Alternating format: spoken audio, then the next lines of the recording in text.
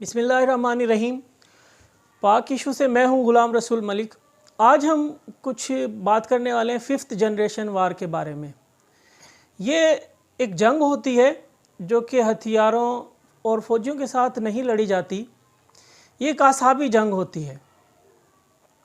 इस जंग में दुश्मन मुल्क जो है वो जिस मुल्क के साथ जंग करना चाहता है वहाँ की आवाम को बांट देता है, वहाँ की आवाम में नफ़रत पैदा कर देता है, चाहे वो लिसानी बुनियादात पर हो, चाहे वो सूबाई बुनियादों पर हो, चाहे वो मज़हब के नाम पर हो, चाहे वो सियासत के नाम पर हो।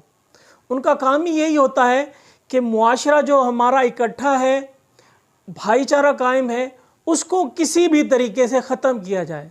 उनमें जो बर्दाश्त की क़ुव्वत है, बर्दाश्त का मादा है, वो किसी भी तौर पर ख़त्म किया जाए। और इन हालात में जो आजकल पाकिस्तान चल रहा है, सियासत अरूज पर है, सियासत में गर्मा गर्मी भी अरूज पर है। तो इस सूरत में 5th जनरेशन वार के जो पाकिस्तान के जो दुश्मन हैं उनके लिए बहुत आसानियां पैदा हो गई हैं। अब पाकिस्तान में जो बर्दाश्त का मादा था कौम में, वो कहीं नज़र नहीं आ रहा है। पीटीआई के वर्कर नवाज़ लीग के वर्करों को पटवारी कहते हैं और नून लीग के वर्कर जो है पीटीआई के वर्करों को युथिया कहते हैं।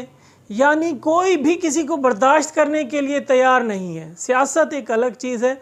सियासत का मकसद ये नहीं है कि किसी की ज़ातियात पर उतर आए, किसी को इस हद तक बुरा भला कहना शुरू कर दे कि वापसी का कोई रास्ता ही ना रहे। 5th जनरेशन का दूसरा बड़ा मौलिक हथियार ये होता है कि वहाँ के जो दिफाई इदारे होते हैं उनसे जो है अवाम को मुतनफ़र किया जाता है और उनकी नफ़रत अवाम के दिलों में डालने की कोशिश की जाती है और उनके ख़िलाफ़ अक्सर एहतजाज भी कराए जाते हैं।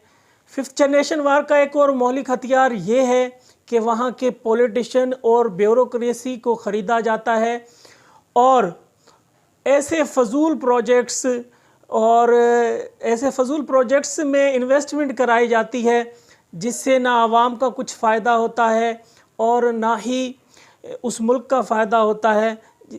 ये जो प्रोजेक्ट्स होते हैं वो इतने कॉस्टली होते हैं कि मजबूरन जो है उन लोगों को लोन लेना पड़ता है और वो मुल्क जो है कर्ज़ के तले दब जाता है और उस कर्ज़ के लेने की वजह से महंगाई का एक तूफ़ान मुल्क के अंदर आता है, चीज़ें महंगी हो जाती हैं और आवाम का जीना दो भर हो जाता है। और अक्सर उन्हीं पॉलिटिशियंस और ब्यूरोक्रेसी की मदद से वो पॉलिसियाँ बनाई जाती हैं जो कि उस मुल्क के हक़ में अच्छी ना हो, उस मुल्क के लिए नुकसानदेह हों।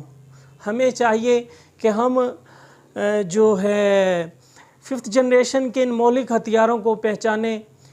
मुखालफत अपनी जगह होनी चाहिए, सियासत अपनी जगह होनी चाहिए, लेकिन दिफाई इदारों के बारे में हमें चाहिए कि हम उनके बारे में हर्जा सराई ना करें। पाकिस्तान जिंदाबाद।